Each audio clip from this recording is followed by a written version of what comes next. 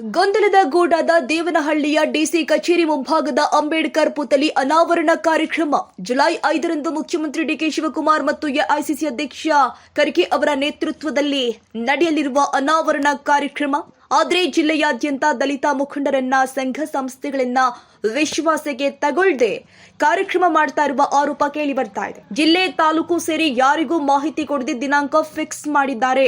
ನಾಳಿದ್ದು ನಿಗದಿಪಡಿಸಿರುವ ಪುತ್ಥಳಿ ಅನಾವರಣಕ್ಕೆ ಕೊನೆ ಕ್ಷಣದಲ್ಲಿ ತಹಸೀಲ್ದಾರ್ ಅವರು ನಾಮಕಾವಸ್ಥೆ ಸಭೆ ಕರೆದಿದ್ದಾರೆ. ಆದ್ರೆ ಅವರೇ ಕರೆದಿರೋ ಸಭೆಗೆ ತಹಸೀಲ್ದಾರ್ ಅನಿಲ್ ರವರೇ ಬಂದಿಲ್ಲ.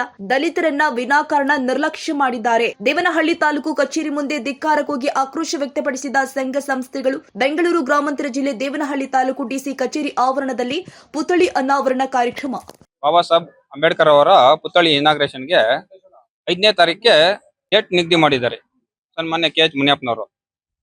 ಆ ಡೇಟ್ ನಿಗದಿ ಮಾಡೋ ಸಮಯದಲ್ಲಿ ಇವರು ದೇವನಹಳ್ಳಿ ತಾಲೂಕಿನ ಅಂಬೇಡ್ಕರ್ ಭವನದಲ್ಲಿ ಆಗ್ಲಿ, ಇಲ್ಲ ಪ್ರವಾಸಿ ಮಂದಿರಗಳಾಗ್ಲಿ, ಎಲ್ಲಾದ್ರೂ ಆಗ್ಲಿ ಒಂದು ಸಾಮಾನ್ಯ ಸಭೆ ಕರೆಸಿ ಎಲ್ಲಾ ಜಾತಿ ಜನಾಂಗದವ್ರನ್ನು ಒಪ್ಪಿಗೆ ಪಡೆದುಕೊಂಡು ಟೈಮು ನಿಗದಿ ಮಾಡಬೇಕಾಯ್ತು.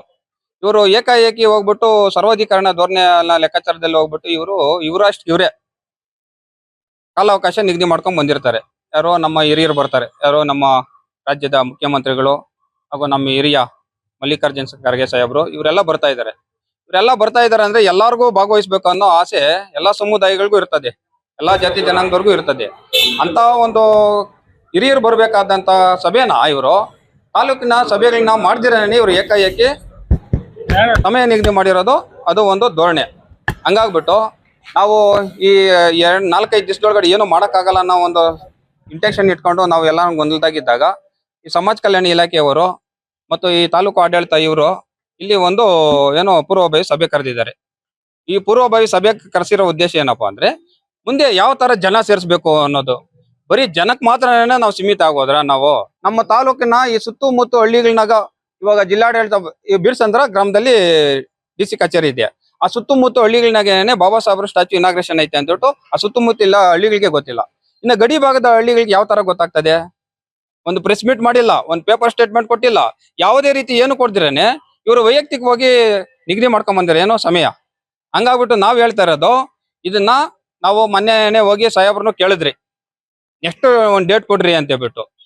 ನೆಕ್ಸ್ಟ್ ಡೇಟ್ ಕೇಳಿದಾಗ ಅವರು ಡೇಟ್ ಕೊಡೋದಕ್ಕಾಗೋದಿಲ್ಲ, ನಿಮ್ಗೆ ಯಾವ ತರ ಬೇಕಾದ್ರೂ ನಾನು ಮಾಡಿಸ್ತೀನಿ ಅಂತ ಹೇಳ್ಬಿಟ್ಟು ಹೇಳಿದ್ದಾರೆ. ಅಂದ್ರೆ ಇಲ್ಲಿ ಲೀಡರ್ಗೆ ಗೊತ್ತಾಗ್ತಿತ್ತು, ಜನಗಳಿಗೆ ಗೊತ್ತಾಗ್ತಿತ್ತು, ಅವರು ಮಾಡಿಸಿ ಏನ್ ಪ್ರಯೋಜನ? SC/ST ಸಮುದಾಯಗಳನ್ನ ಪೂರ್ವ ಸಭೆ ಕರೆದಿದ್ದಾರೆ, ಅದು ಸಂತೋಷಕರ ವಿಚಾರ.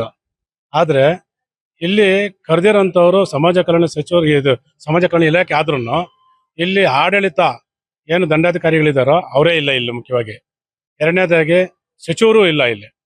ಸಚಿವರು ಮೊನ್ನೆ ತಾನೇ ಏಕಾಏಕವಾಗಿ ಮೊನ್ನೆನ ಏಕಾಏಕವಾಗಿ ಸಭೆ ಕರೆದು ಬಿಟ್ಟು ತಾಲೂಕಿನ ಯಾವುದೇ ಪಕ್ಷ ಆಗಿರಬಹುದು, ಪಕ್ಷಾತಿ ಎಲ್ಲಾ ಪಕ್ಷಾತೀತರನ್ನು ಕರೆದು ಎಲ್ಲಾ ಜಾತಿ ಜನಾಂಗದನ್ನು ಕರೆದು ಒಂದು ಸಭೆ ಮಾಡಿ ಅವ್ರವ್ರ ಅನಿಸಿಕೆಗಳನ್ನ, ಅವ್ರವ್ರ ಮಾಹಿತಿಗಳನ್ನ ಪಡೆದು ಅದೊಂದು ಡೇಟ್ ನಿಗದಿ ಮಾಡಿ ಆ ದಿನಾಂಕದೊಂದು ನಮ್ಮ ತಾಲೂಕಿನಲ್ಲಿ ಅಂತಲ್ಲ, ಇಡೀ ಬೆಂಗಳೂರು ಗ್ರಾಮಾಂತರ ಜಿಲ್ಲೆಯನ್ನು ಅದ್ಭುರಿಯಾಗಿ ಮಾಡುವಂಥದ್ದು ಕಾರ್ಯಕ್ರಮ ರೂಪಿಸ್ಕೊಳ್ಬೇಕಾಗಿತ್ತು.